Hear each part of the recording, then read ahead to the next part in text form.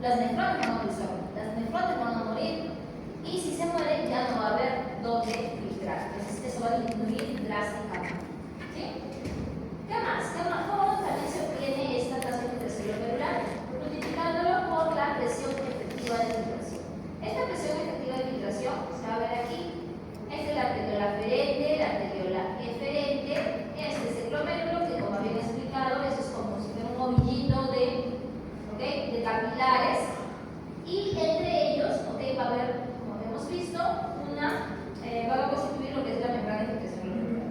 Aquí hay dos espacios. Uno que es el glomérulo del capilar y otro que es la de la cápsula de Bowman.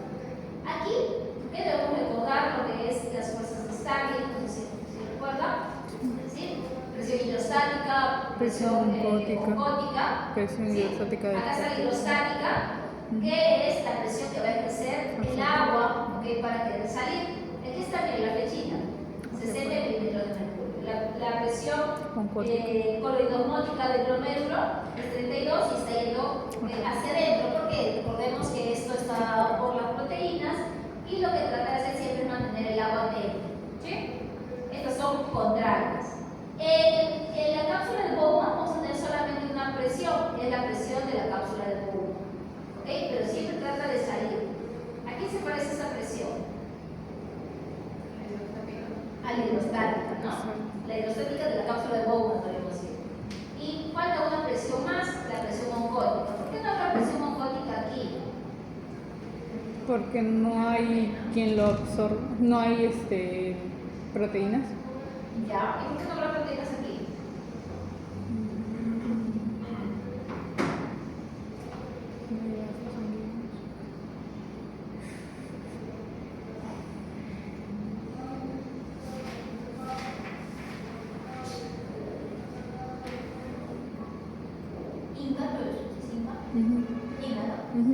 Sí. ¿Por qué no hay proteínas ahí? ¿Ustedes lo pusieron eso, sí? ¿O no? ¿Por la corriente? ¿Es contra la corriente?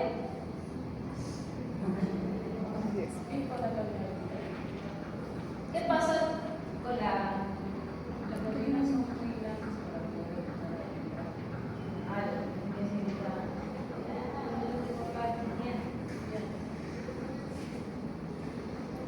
Claro, recuerden que habíamos dicho que la membrana de filtración glomerular no deja pasar a elementos grandes como, por ejemplo, las proteínas. Esas proteínas se van a quedar y por ende no van a pasar, por eso ahí no va a haber presión oncótica. ¿Ya? Eso es uno. A ver, ¿cómo se calcula? Y ahorita que habíamos visto ya las fuerzas de Starling.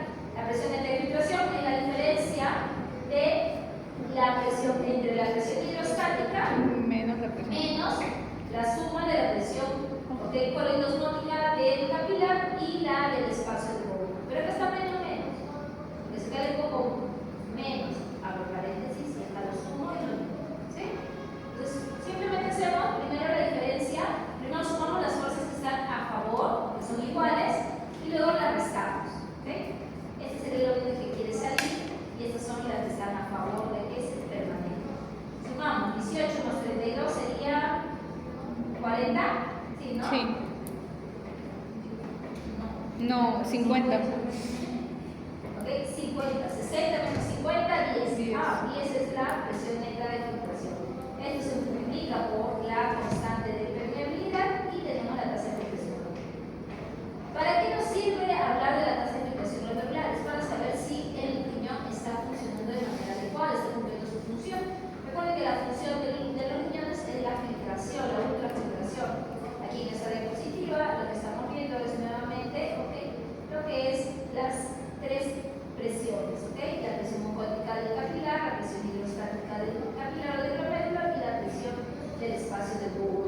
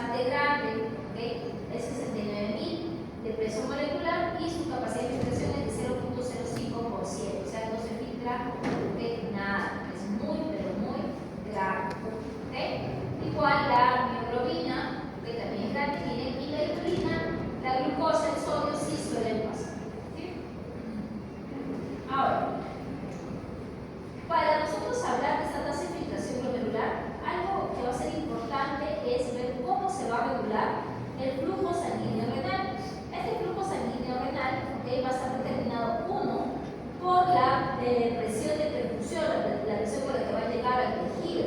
¿Ok? Si se aumenta la presión de perfusión, obviamente se va a incrementar el flujo.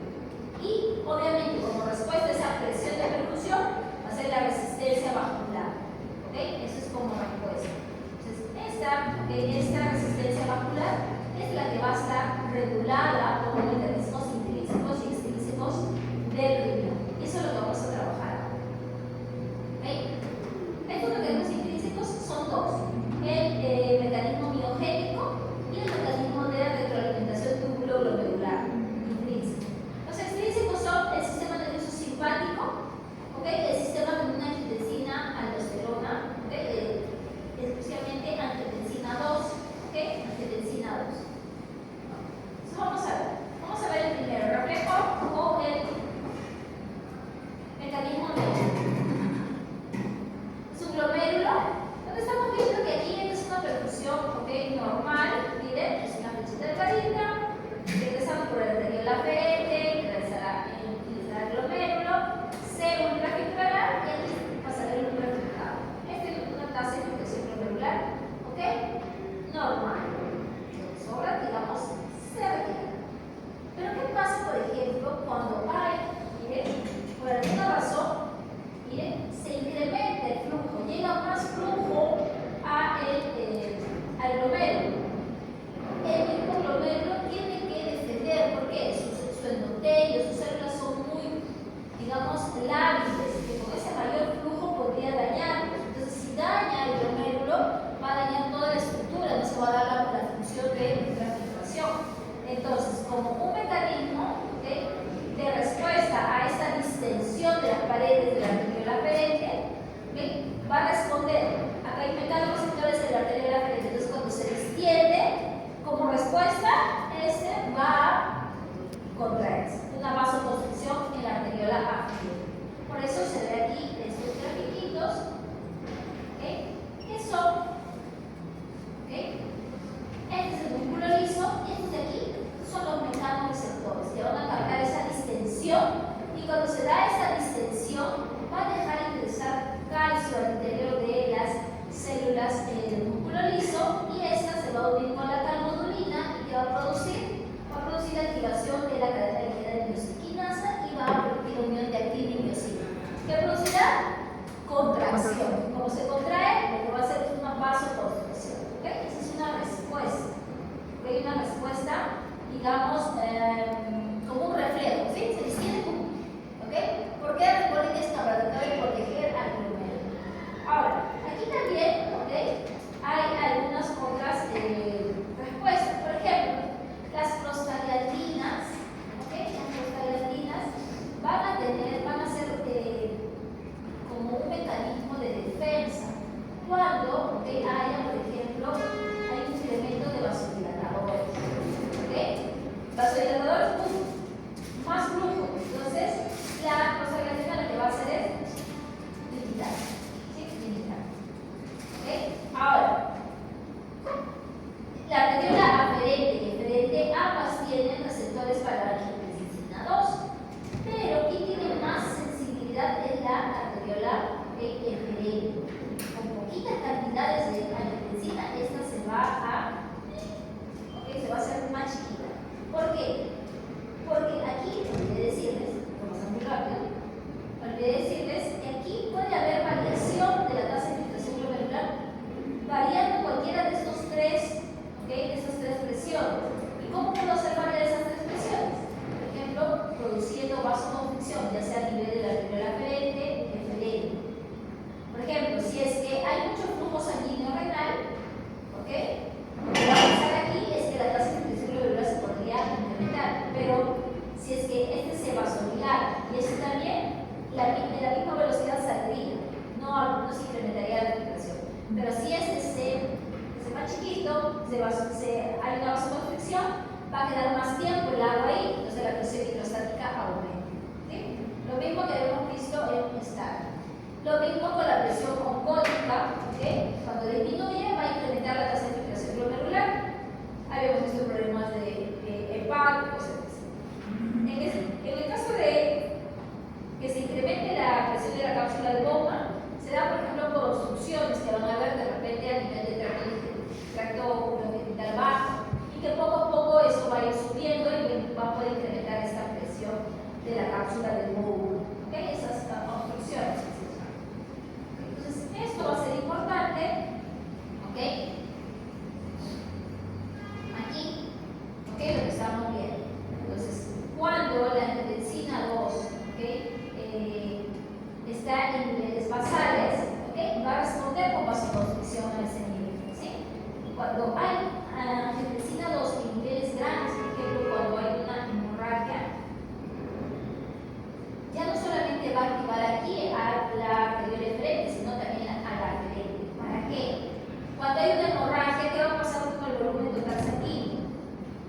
disminuir. Va A disminuir. disminuir. Ajá. ¿Ok? Como disminuye, ¿qué va a pasar aquí? También va a disminuir. Si es que no llega la presión adecuada aquí, No. también se malogre, digamos, ¿sí? De una manera. Entonces, ¿qué va a pasar? La angiotensina se va a empezar a liberar más y lo que va a producir aquí es una vasoconstricción. Entonces, va en los dos lados. Entonces, lo poco que llega va a permanecer ahí en el glomérulo para tratar de mantener la presión hidrostática, ¿sí? Para proteger, es una manera de protección del glomérulo, ¿sí? Pero está relacionado principalmente con lo que es la afinidad por la angiotensina en una u otra arteria, ¿ya?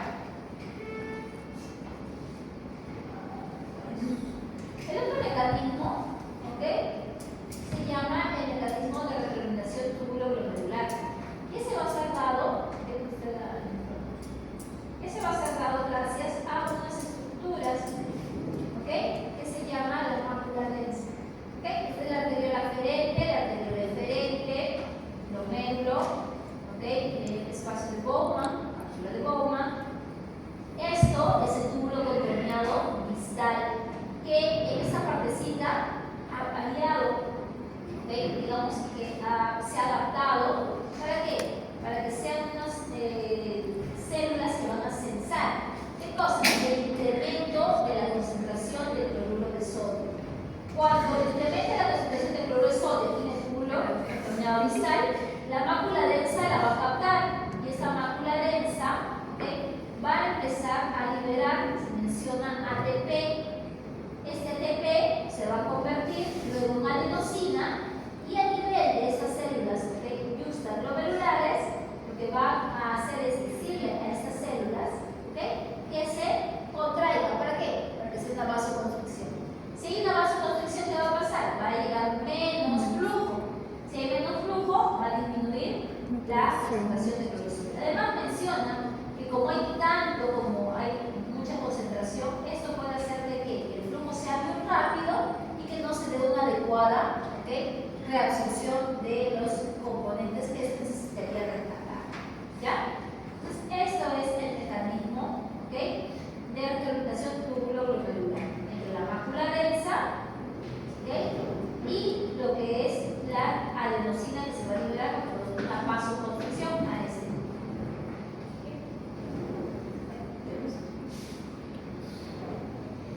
Entonces, esos son los mecanismos intrínsecos. Los extrínsecos habíamos dicho que estaban, ¿okay?, relacionados con el sistema nervioso autónomo. ¿Okay? Hablábamos del sistema nervioso simpático. Entonces, el sistema nervioso simpático está por medio de su ganglio, ¿okay?, aórtico boreal, esplénico, todos estos, cualquiera de estos ganglios, van a salir fibras simpáticas. De estas fibras simpáticas se van a liberar, ¿okay?, cosa, noradrenalina, y se van a unir a los receptores beta 1 a nivel de las células glandulares juxtaglomerulares. Glandulares, para que se acuerden, ¿por qué? Porque estas van a producir renina. ¿Okay? ¿Y para qué necesitamos la renina? Para activar el sistema renina, angiotensina, testosterona, ¿sí? En el caso de que se una a los receptores, ¿okay?, alfa 1 a nivel de la arteriola aferente y eferente, lo que va a hacer es ¿qué cosa? Una vasoconstricción. ¿Por qué? Porque va a haber menos flujo, por eso es que se disminuye la tasa de infiltración glomerular y la producción de filtrado. ¿Ok? Asimismo se puede unir a otros receptores alfa 1 a nivel de las células epiteliales, pero no van a tener efectos directos sobre lo que es la actividad. ¿Sí? Ahora, ¿qué pasa con este sistema renina-angiotensina-aldosterona? Estos están equilibrados con el sistema de mesinina-calcium. ¿Okay? Ambos sistemas, uno que va a estar relacionado con la vasoconstricción, ¿okay?, y el otro relacionado con la vasodilatación, están en equilibrio. ¿Okay? ¿Por qué? Ambos van a usar a esta enzima, la ECA, ¿sí?, enzima convertidora de angiotensina. ¿Sí? Entonces, esta ECA convierte la angiotensina 1 en angiotensina 2 para que luego se produzca, cuando se una la angiotensina 2 se produce una vasoconstricción. También va a convertir a la radicidina en un péptido de tipo inactivo para que usemos como una base. ¿Sí? Entonces hay un equilibrio entre ellos. Por eso es que se pelean lo mismo que habíamos estado viendo, ¿ok?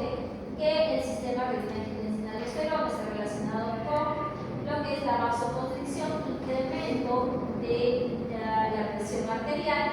Asimismo, cuando se activa o cuando se estimula la síntesis de aldosterona para la recaptación de sodio y por ende agua. Se incrementa la presión arterial por la vasoconstricción y el volumen sanguíneo por la retención de sodio y agua por la luz. En cambio, en el caso del sistema caliteínas-citinas, vamos a tener que aquí se va a dar una vasodilatación, produciendo una disminución de la presión arterial, incrementando lo que es los mecanismos para que se produzca lo que es edema y dolor. Esto es un efecto proinflamatorio, que está a favor de la inflamación. ¿Por qué? Porque al bajar la presión arterial hay una vasodilatación, entonces ya se llegue más sal. ¿Okay? Eso es lo que vuelve a tener un poquito a veces esas heridas de inflamación. Y tiene un cuadrito, ¿okay? Donde están los tipos de regulación: autorregulación, mecanismo energético, autorregulación también en la retroalimentación tubular, y por la regulación de tipo extrínseca tenemos a lo que sería el sistema nervioso simpático y lo que es humoral, ¿okay? Que es la angiotensina. ¿Okay? 5 y 3. Vamos a bajar ahí.